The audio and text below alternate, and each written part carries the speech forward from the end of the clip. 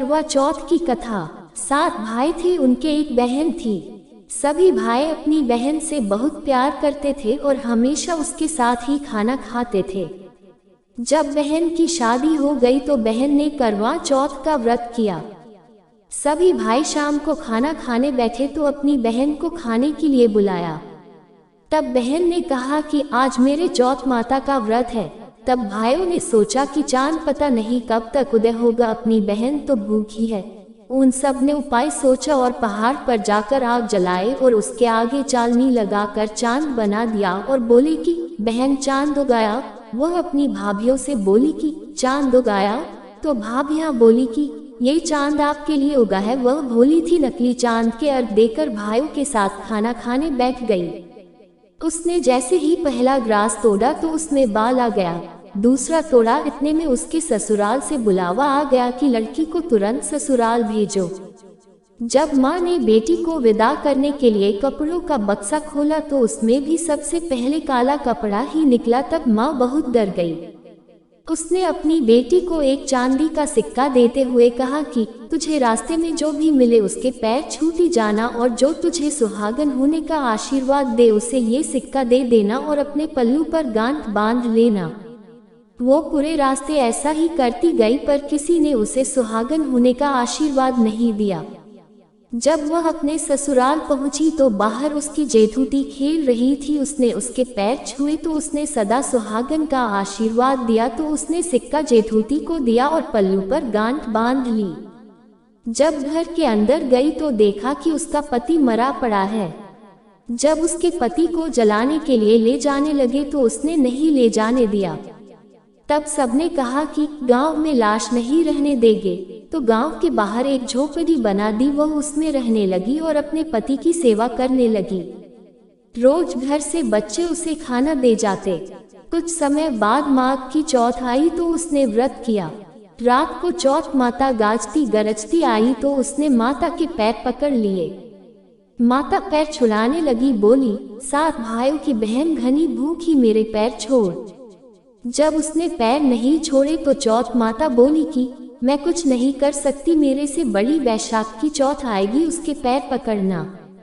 कुछ समय बाद वैशाख की चौथ आई तो उसने कहा कि मैं कुछ नहीं कर सकती, मेरे से बड़ी भादवे की चौथ आएगी, उसके पैर पकड़ना।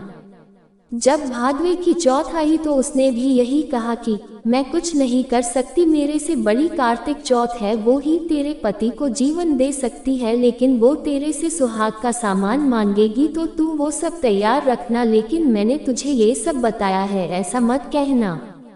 जब कार्तिक चौथ आई तो उसने अपने पति के लिए व्रत रखा।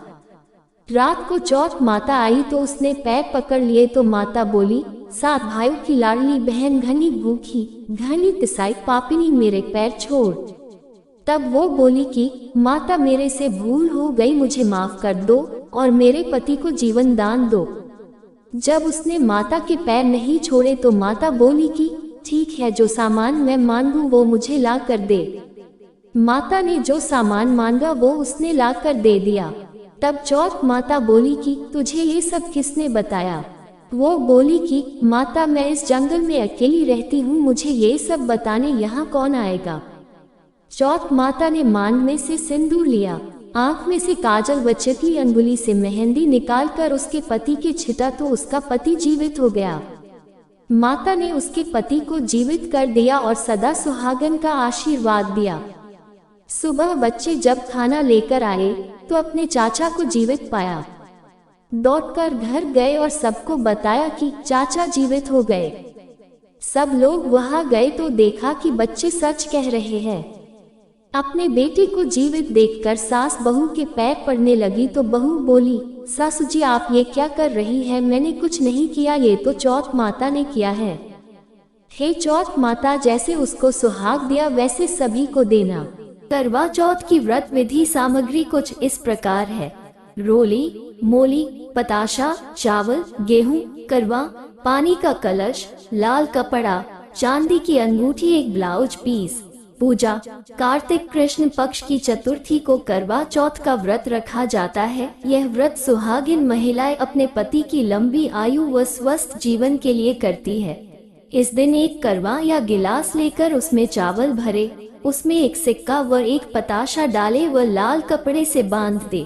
कहानी सुनने के लिए मिट्टी से 4 कोण का चौका लगाए, चारों कोनों पर रोली से बिंदी लगाए, बीच मिट्टी या सुपारी से गणेश जी बनाकर रखे और रोली, मोली व चावल से गणेश जी की पूजा करे।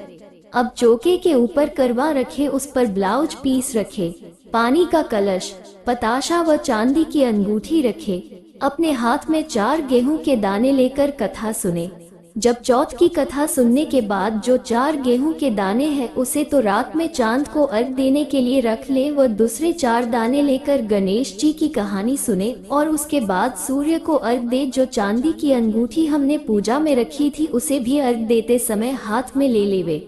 रात में चंद्रोदय होने पर जो गेहूं के दाने रखे हैं उससे अर्घ दे व भोग लगाए। करवा और ब्लाउज पीस अपनी सास या नंद को दे, उसके बाद अपना व्रत खोले।